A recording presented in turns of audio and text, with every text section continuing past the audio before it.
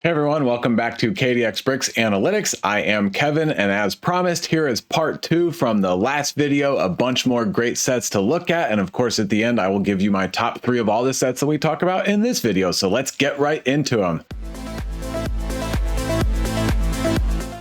Continuing right where I left off from my last video, if you're unfamiliar with this table and you're kind of new to my channel, then go check out that video for full explanation. But the short of it is, the last 2 months, I watched 89 other videos on YouTube about Lego investing and reselling. That was across 13 channels, and I collected data on 821 unique individual Lego set mentions. My last video ended on Dobby the House Elf, so we're kicking off with the Captain Rex helmet, set 75349. 4 mentions, enthusiasm score of 2.8. That is fantastic. It's out of 3.0, so almost a max score. Not a lot of mentions, but makes sense because it's not expected to retire at the end of this year. Right now, I do think this is going to be one that I want to watch for investing. Obviously, I'm not picking any up this year because why tie up cash and take up space until we get to the year that it's actually retiring? But I do have some concern and possible hesitation, which is that it's going to have close to a 3-year shelf life, and it's going to be in the last wave of retiring helmets. We're not getting any more. Lego's moving on to other sub-themes. The helmet line has done very well on the primary and secondary market, but when you get to the end of a sub-theme, you don't have any new sets and you don't have any current sets sitting on the shelves to remind people to go back and collect the previous ones. So when this one drops out with the Mandalorian helmet and the Darth Vader helmet, then it's possible these get a little forgotten. There isn't enough buzz. Without the buzz, there isn't enough demand, and there could be way too much supply because everybody has seen how well these helmets have performed. I get the high enthusiasm score. I also get the low mentions. I'm not going anywhere yet. I'm going to be watching into the middle of 2025 and then making some decisions. 40677, Prisoner of Azkaban Brickheads figures. It is retiring at the end of this year. That's what the R in parentheses means. At least it's retiring according to Brick Fanatics. Do know Lego does not give out an official retirement list. This is kind of guesswork. Brick Fanatics is usually 95 to 98% accurate, so things will change. We saw in the last video that a bunch of Star Wars sets fell off the retirement list. Caught us kind of off guard a little bit, but that's okay. But right now, this one is expected to retire with a very short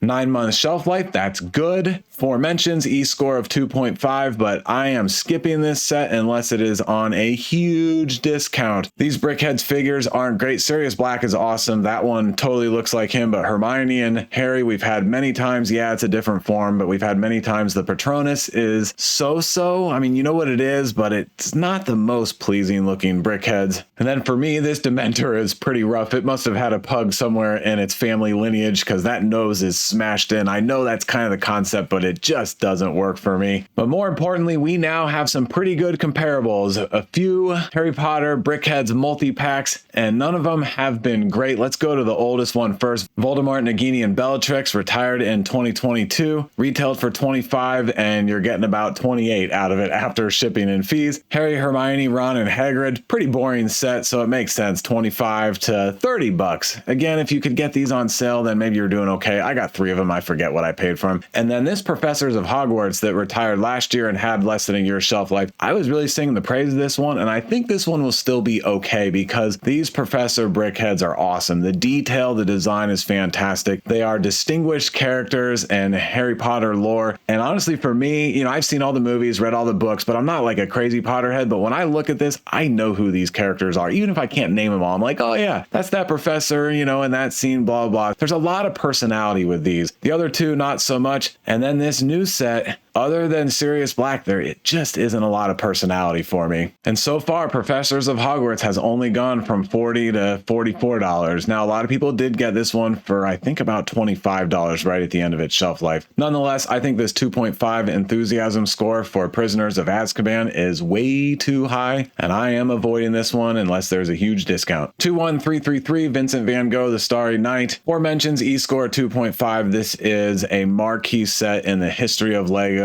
One of the best sets Lego has ever designed, in my opinion. $170 for 2,300 pieces seems totally reasonable. People pay good money for having great things hanging on their wall. If somebody likes Lego and they like art, which is a lot of people out there, then I can see this being very, very popular. The only problem is it's not expected to retire at the end of this year. If it does retire in 2025, then that's over a 2.5-year shelf life. It might even go to 2026 because I think this one, although, it's not going to have huge sales volume, I bet there's steady popularity and the numbers are looking pretty good on Lego's side, and it's worth them to keep this on the market for a while. So it's still pretty early to decide, but it's one that I'm watching closely. Once we do start to hear rumblings about a retirement date, notice a 4.5 on Brickset. That's very high for Brickset. Another new Midi-scale Star Wars ship. This time it's the Millennium Falcon. 4 mentions, E-score at 2.5. I agree. I like those metrics. Just came out, so way too early to tell. $85 seems very expensive. I'm sure like the helmets and the dioramas, we'll be able to get very good discounts on these Midi-scale ships. Lego is coming up with these new Star Wars sub-themes with, you know, approximately 7 to 15 sets in each one, which is great for collecting, and they're obviously aiming them at adult collectors. And then their little shtick is that they're pricing them really high initially, and then we're all sitting back saying, all right, can we be patient enough to wait till they go on a really good discount? And you got to kind of guess and time it. Of course, if you want one for your own collection, that's not too big of a deal. But if you're trying to pick up 10 or 20 of these, then every little bit helps on the discount front. So I'm going to be waiting a long time, but it's one that I want to watch closely once we start to hear a retirement date. And same exact story with this one. The Tantive 4 75376 also has 4 mentions and an E-score of 2.5. I love all of the mini-scale ships. I don't want any of the helmets for my own collection, but I want all of the mini-scale ships for my collection. And let's look at some previous comparables. These go all the way back to 2010. Here's the original midi-scale Imperial Star Destroyer. And I guess it's not original. We don't have another one yet. I'm hoping we do get another one. But this one was $40 and it's $120. And then here's the original midi-scale Millennium Falcon. Similar story, $40 and $162. Super cool concept, super cool ships. I have no issue that there are no minifigures in these. My proof is all of the helmets that have done really well with no minifigures. 77013, Escape from the Lost Tomb, Indiana Jones. 4 mentions, E-score of 2.3. Less than a 2-year shelf life. $40 for 600 pieces with 4 minifigures and a bunch of snakes. The price is amazing. Like, the value in the box is awesome. That alone makes me think, geez, you can't go that wrong investing in it, especially because we know we're going to be able to get it on a discount. I think you've already seen it for $32. I bet we get a shot at $25.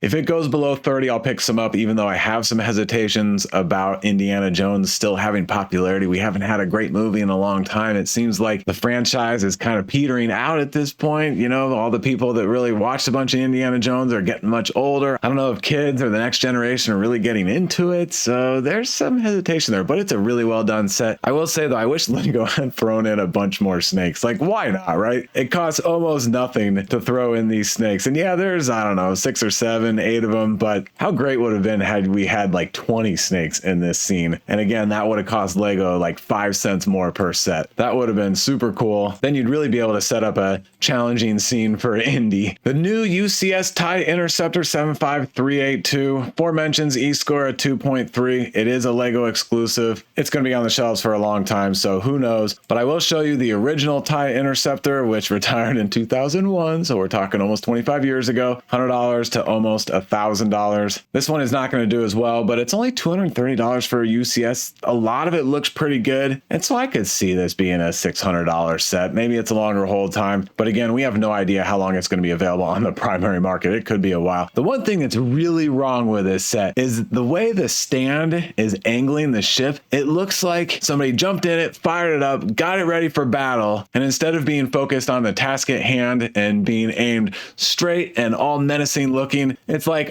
we found the one TIE Interceptor that's piloted by the guy with the shortest attention span. He's sitting there and he's like, oh, squirrel. And he like tipped way back and he's rolling way back. And it's like, dude, what are you looking at, man? Like, you don't even fly in that direction. Like, this is a ridiculous angle. That is totally messed up. But the build, though, is pretty good. 21336, The Office, 4 mentions, E-score 2. It's a Walmart exclusive. And this one is really interesting because it was not supposed to retire. And when all those Star Wars sets fell off the retirement list, there were actually more sets that were added to the retirement list. So there was a net gain in sets retiring at the end of this year. Of course, we traded out a lot of sets that we were interested in investing for a bunch of sets that were all passing over. But this one, though, now that it is expected to retire at the end of this year, is something to consider. I do expect the mentions and enthusiasm score to climb up this table. I'm going to be curious to see how high it goes. I really want to watch that. It's $120 for almost 1,200 pieces. Seems reasonable right there. But then 15 minifigures, all of them are unique key characters to the show. show. This is one of my favorite shows ever. Obviously, we could have had 25 minifigures in this set and still had all kind of unique stories to tell about it and all the personalities. This one is full of Easter eggs. I've talked about it many times in the past. I'll just let you soak all those in if you haven't looked at this set in detail much before. But just to point out a couple, we've got the stapler and Jello. That's the obvious one. We've got Kevin's chili over here. Jim's teapot he gave to Pam. I love that the umbrella is hanging on the coat rack when Jim and Pam were teasing Dwight that Pam has magic skills. Of course, Michael Scott's world best boss. Okay, I lied. I guess I'm going to point out a bunch of the Easter eggs in this set. The pyramid scheme, of course, pretzel day for Stanley. I could go on and on. This is a fantastic show, fantastic set. And some of the previous sitcom sets have done okay, and some of them not so much. Like Big Bang Theory was awesome. That was an idea as one of the original of this concept, probably a shorter shelf life. This one's going to have just over a 2-year shelf life. That's not bad. Seinfeld has been so-so. The Friends ones have been okay. And then there's one or two out there I can't remember that didn't do great. I think this one will be on the better end, but I do want it on a good discount. The 4.4 on Brick set is a solid sign. And do know that some recent years, The Office has been the most watched TV show out there. For example, in 2020, Americans watched over 57 billion minutes of The Office. All of that was on Netflix. I used to watch it all the time on Netflix. Peacock, NBC took it back, so I don't watch it as much now. And one fun anecdotal story, one of my uncles actually worked on this show. He had a career with NBC, and so he had to stop by this show every now and then. One of the NBC operations guys, for example, to go check on the shows and just make sure everything's going good and they got what they need. And the partnership is there between the network and the producer, so he got to check this one out every now and then, and I am so jealous. The first time he told me about it, I was too young and I'd never worked in an office, so I watched it a couple of times, and then I told him, I don't get this show, and he said, oh, young Kevin, just wait. One day you'll work in an office with cubicles and, this type of desk and computer environment, and it will totally make sense. And now I do, and oh my gosh, you just walk around and like, oh, that to Dwight, that to Jim, that to Kevin, that to Angela. I mean, it just goes on and on. I love it. Now on to another Star Wars. Pretty low numbers for this one. 4 mentions, E-score of 1.8, and this is the New Republic E-Wing versus Shin Hati Starfighter. I get it, the Star Wars 2-pack ship and vehicle sets haven't done well in the past. $110, 5 minifigures, all of them are exclusive. Less than a year and a half shelf life, that helps. It is from Ahsoka. There was a lot of fanfare around that series coming out. Season 1, I don't think had as much excitement and buzz around it as the producers had hoped. Hopefully season 2 is a little better, but there's some things I do like about this one. I'm not overly enthusiastic, so I think these numbers seem about right. 43227 villain icons. 4 mentions, E-score of 1.5. It is a Target exclusive, that can help it. The villain minifigures are pretty awesome, but I wish there were more of them. And then the rest of the build is kind of maybe weird. I don't know. It's books and tapes and obviously the apple and the clock, but how displayable is this really?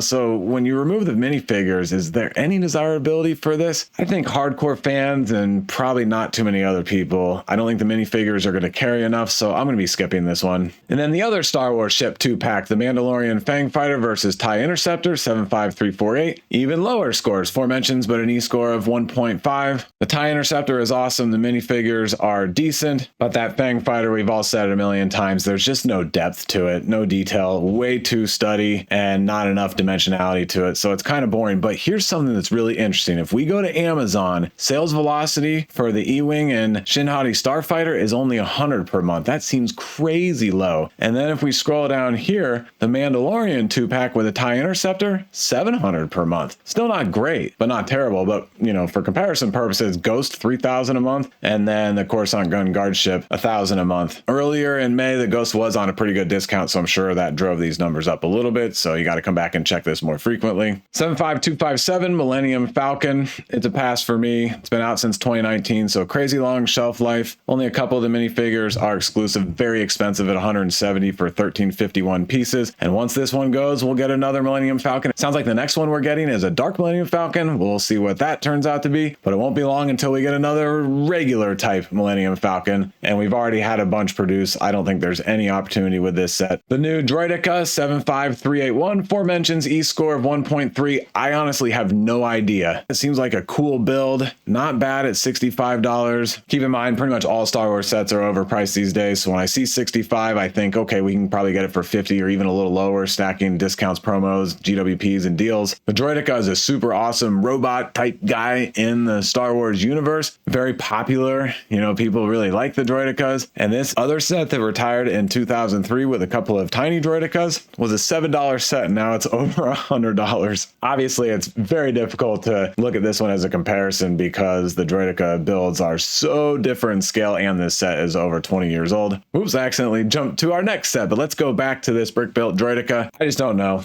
I guess it seems reasonable that it's starting to get some discussion, but it could be on the shelves for a long time and the demand for it could end up really being kind of low. We just have to see. So we're going to track that one closely and I'll report on it in future videos. And now back to the Daily Bugle. 4 mentions, E-score of 1.3. I don't get that at all. So this is 76178. It has been out since 2021. We don't have a retirement date. So yes, very long shelf life, but it's a 4.6 on brick set. And there are 2 great selling points with this set. Number one, you can make it look like a pretty standard skyscraper building. The set gives you the pieces and the instructions to fix this hole and just make the building look clean. You could take down some of the billboards and some of the other specific Spider-Man theming, and then you've got a great skyscraper to go with your city. And large buildings for city builds are very popular, do well. Look at some of those modular buildings from the past. Even the newer ones are still doing well. So that's a huge selling point for this set. And then the other huge selling point is look at all of these minifigures that come with it. They are excellent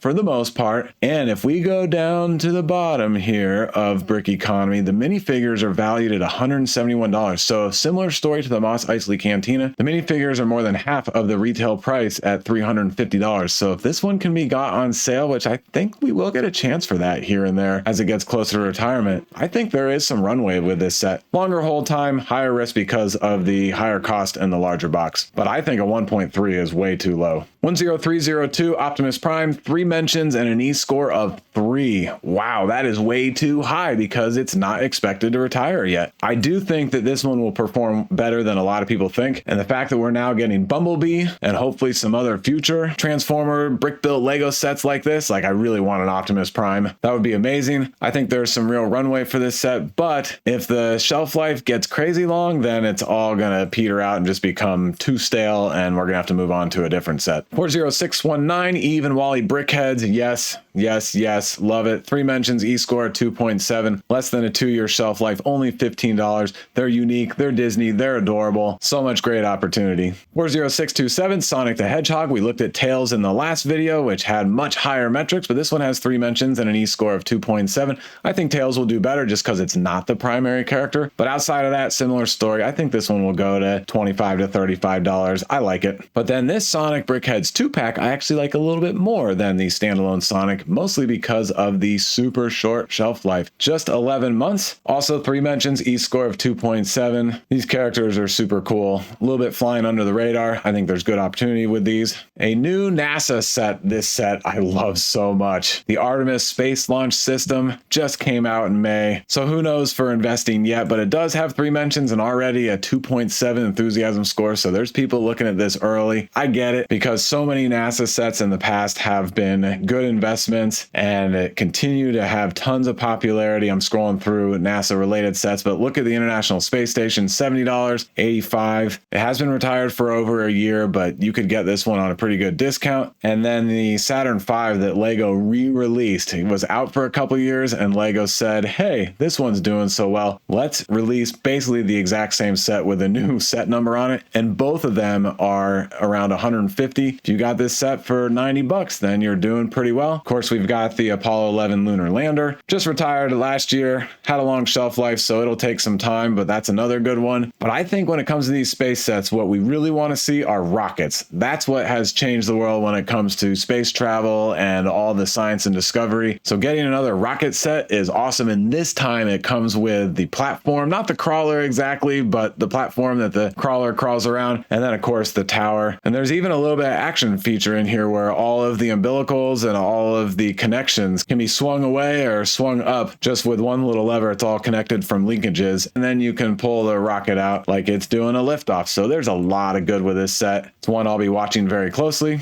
31144, the Target exclusive exotic pink parrot, 3 mentions, E-score 2.3. Some decent buzz around this set, mostly because it is a Target exclusive, and Lego has come out with a bunch of bird sets recently. Clearly their research shows that they would be popular, and they are selling pretty well. We have this exact same set but in blue that is available everywhere, so not as much buzz around that one, but this one being Target exclusive, there might be some opportunity there. I'm not too focused on it. Another Speed Champion 76907, the Lotus Avia, 3 mentions, E-score at 2.3. Like all Speed Champions, if I can get it on a good discount, I'll get it. This one is kind of blah. The green is not everybody's favorite color for a sports car. I actually like it just because it's a little different from all the other Speed Champions, but the printing is a mess. Some of the stickers are a mess, and even some of these gaps. So not my favorite. I think it's the first Lotus we've got in Speed Champions form, so that's kind of cool, but this one will probably be $10 to $12 right before it falls off the shelves, and that's when I'm going to be getting it. 71395, Super Mario 64 question mark block, 3 mentions, E-score 2.3, and this one is expected to retire at the end of July, so you've got a couple months left to get it. $200 is quite expensive. I know there's a lot of pieces in here, but they're smaller pieces. I know the micro scale designs are cool. I know that the action feature to have them come in and out of the box is really cool, but at the end of the day, it's just a box with a bunch of tiny pieces that do make some micro builds. I get the nostalgia for it. I get the popularity around it. It's not my favorite, but the data shows that it's okay. If we look at Camel 3X here on the chart, in the middle of its life, it popped to $300, but even recently, as it's been going out of stock, it's going to between $250 and $290. So there is a pulse there for this set. I'm still not that excited about it, and I don't have a good reason for it. It's just a hunch, but I'm passing unless there's a really good discount. 10274, Ghostbusters Ecto 1, $240 right there at the pass for me. Very expensive for an ugly car. I love Ghostbusters. It was the perfect vehicle choice for that movie, but it's not like it's a super cool looking car. It's just a mess and a punky looking vehicle. All the details and all the side builds that I guess are not so much on the side, but on the top of the car make it a lot better. It is a 4.4 on Brickset. Super fans have had great things to say about it. 3 mentions, E-score of 2. Here's my main problem is if we go to Camel 3X, early in its life when it went out of stock, it shot up to about $400. But since then it dropped way down on the secondary market. And then when we've seen it go out of stock on Amazon, it's either a little less than the Amazon price or it's up around $280. Yeah, there's some traction here, but I'm not excited about it. And then my other issue is that it's going to have over a 4-year shelf life. 21340, Tales of the Space Age. If I can get this for $35, then I'm going to pick a few up. People love their art. They really care about what they hang on their walls. I think these are beautiful, very aesthetically pleasing. That ambition to look to the heavens and look to the sky and continue with all the space travel we're doing.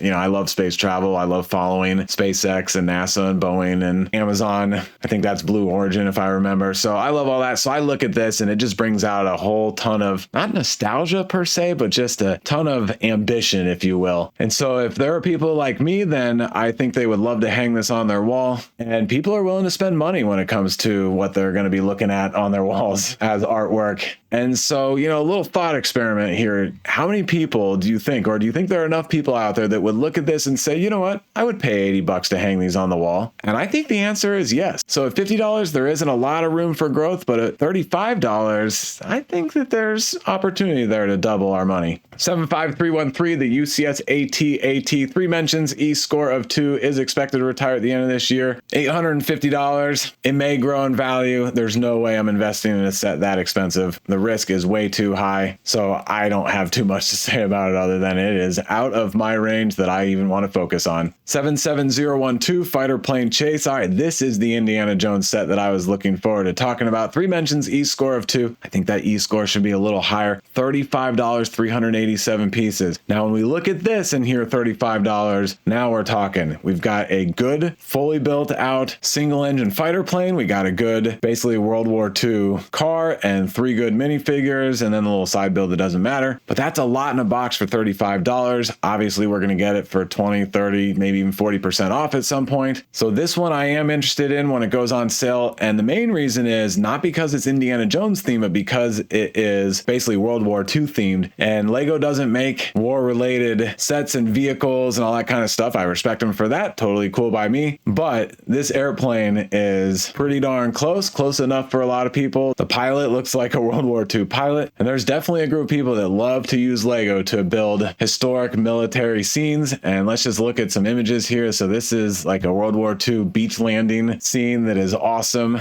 And look at this cool scene from a Beyond the Bricks video. You got planes and tanks and soldiers and ships and a beach landing and climbing up the hill and everything. Bunkers. Really awesome. It's amazing what people can do with Lego sometimes. All right, that's enough of me gushing about this set, but in short, I do like it a lot. When it goes on sale, I want some. Oh, and don't forget, my videos are for entertainment purposes only. I do not provide financial advice. You got to get that from somebody else. Our first Botanicals set on this table, the dried flower centerpiece, 3 mentions, E-score of 1.7, less than a 2-year shelf life, which is fantastic. $50 for 812 pieces. That is also great. A 4.4 on Brickset. We know how popular the Botanical sets are. They sell like crazy. So it seems like this 1.7 E-score is way too low, right? Absolutely not. I think it is right where it should be. I am unlikely to invest in this. Maybe it gets down to $30 and I'll pick some up, but tread with caution on this set. And there's a couple of reasons why. Number one, the Botanicals, like I said, hugely popular. The sales velocity on Amazon is nuts. 10,000, 10,000, 10,000 for these 3 right here. 10,000 for the wildflowers. 20,000 for the cherry blossom. Still 10,000 for the bonsai tree. This one was supposed to retire like a year or even 2 years ago. It's still out. 10,000 for the succulents, 10,000 for the new roses, 9,000 for the lotus flowers. It just goes on and on. But notice I skipped right past the dried flower centerpiece because it's only 1,000 per month. I think it's better than the 1,000. Like, I like it a lot. It's really cool. The color choices are great and how it all goes together, all the cool, unique pieces. There's a lot of good with this set, but the data is the data and it is not very popular. And we've only had one other Botanical set retire, and it's this Bird of Paradise, which was also not very popular, but people are making bank on this. It was a Target exclusive. People were picking it up for $50 or $60, and now they're doubling their money about 5 months later at $112. That's fantastic. Don't fall into the trap of saying, well, this one that wasn't very popular did really well, so now we think the centerpiece is going to be doing well, even though it's not very popular. I don't think that's going to be the case. Couple of big differences. One, this is a potted plant that, although it's kind of strange looking, it is a flower, it has bloomed, and it's honestly pretty unique and pretty awesome looking. But more importantly, Target exclusive, not Target exclusive. 43226 Disney Duos. It is a Target exclusive, 3 mentions, E-score of 1.7. It's a pass for me. Honestly, I don't really get it. I mean, it's kind of cool, I guess, but some of these duos aren't really the best in my opinion. I would have picked some different characters, and it just looks like Brickheads wannabes. I know that's kind of cruel. Don't get me wrong, I love Nemo and I love Beauty and the Beast and some of these characters, but still not working for me. I think Lego was hoping that if they plastered the Disney 100 logo everywhere that people would say, let's buy this set. It's not for me. I think there's low probability that it has good growth on the secondary market. 75353, the Endor Speeder Chase diorama. Oh man, these dioramas, they are just going down, down, down in terms of popularity. Maybe that's a good thing for investors because they are Star Wars. They're nice little builds. They've got minifigures. They're small. You can put a bunch of them together. It's a new-ish sub-theme. There's going to be a bunch in the series, so it's very collectible. But I am worried about the only 3 mentions in the 1.7 enthusiasm score. We've talked about it a million times. The price on these is crazy. You need these at least 40% off. I hope we can get some of these at 50% off. If we look at previous dioramas, they have not grown at all yet. And as you can see, I've got a bunch of them. 7 of the trash compactors, 13 of the Dagobah Jedi trainers, and then only 5 of the Death Star trench run because there's no minifigure with this one and it's all gray. Still a great build. I got all these at basically the 40% off, so I'm still okay with that. I think they will grow. Remember, the trash compactor was a Walmart exclusive, $90 and 87. So if you bought it at retail, you're still not making money back. It is only 5 months into retirement for all 3 of these, so maybe they're just a longer hold time and they'll do okay. But I'm starting to worry about the dioramas, even though I absolutely love them. This one I've built, it's right over my shoulder here. So cool. The great foliage, the trees are well done. I like how they hacked them off. It's an artistic choice, but it really frames the the action in the scene. At first, I wasn't thrilled about how the trees came out, but now I get it and I love it. So personally, I love them. I want them all for my own collection. Yes, my bias is part of my decision making, unfortunately, but I'm starting to see that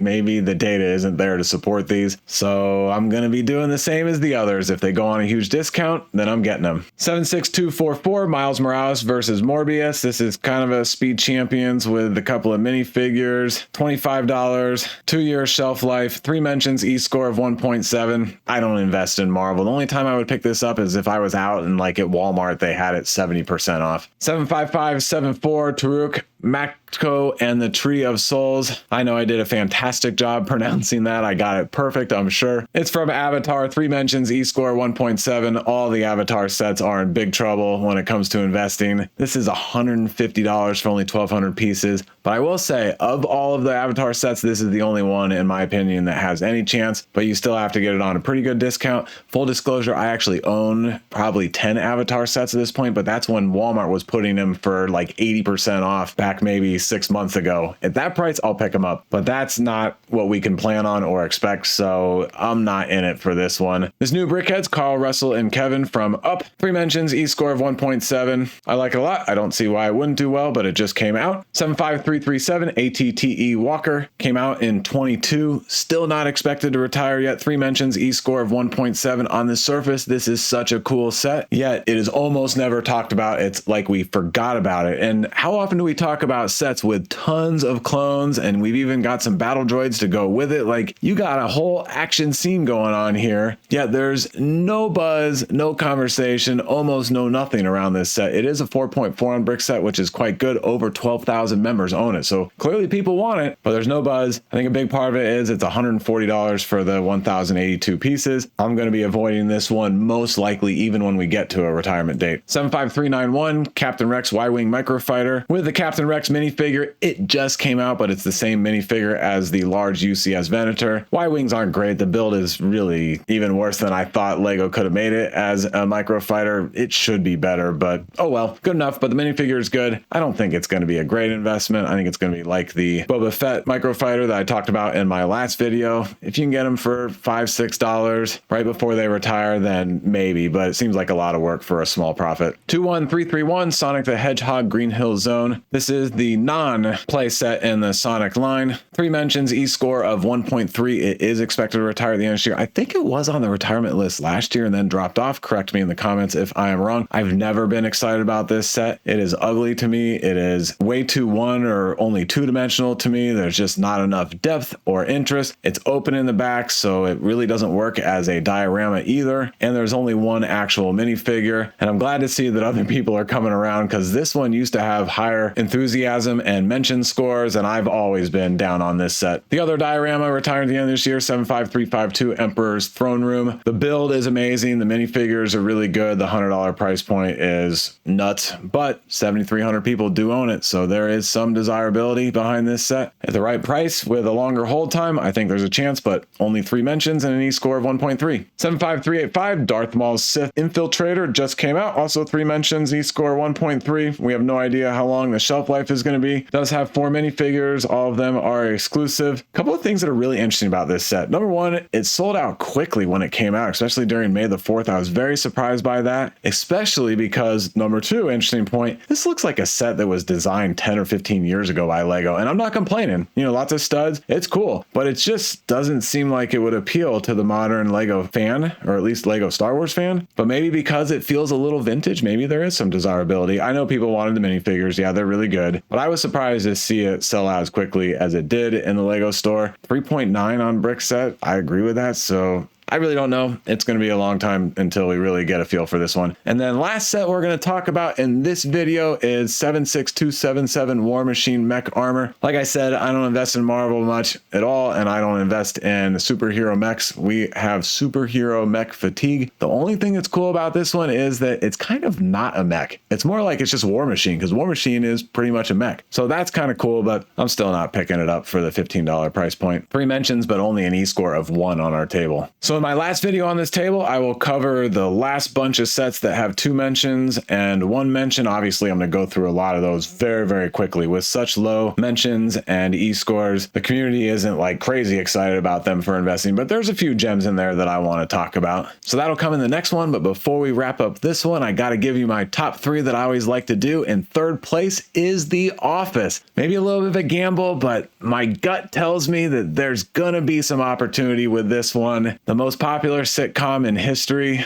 People are still watching it like crazy, and there are so many minifigures. The other sitcom sets just didn't have a lot of minifigures. There weren't as many characters to choose from. This one has 15 minifigures. All of them are unique. I think there's opportunity here, but I can't say for sure. So I've got in my third place set. Second place, Knuckles and Shadow. Brickheads continue to do very, very well on the secondary market. Sonic is a very popular franchise. These characters look super cool. You'll be able to stack GWPs, promos, insider points, get them for around 15 bucks. I think they'll go for 35 before too long. And then my number 1 set from this video is the Fighter Plane Chase 77012. There's so much in the box for $35, and after you get the discount and promos, do some work to time your purchases correctly to get the best deal. I think it is great, and I've already talked a lot about why I like it, but 2 vehicles, 3 minifigures, and a wide audience of demand on the secondary market. Indiana Jones, Lego, World War II historians,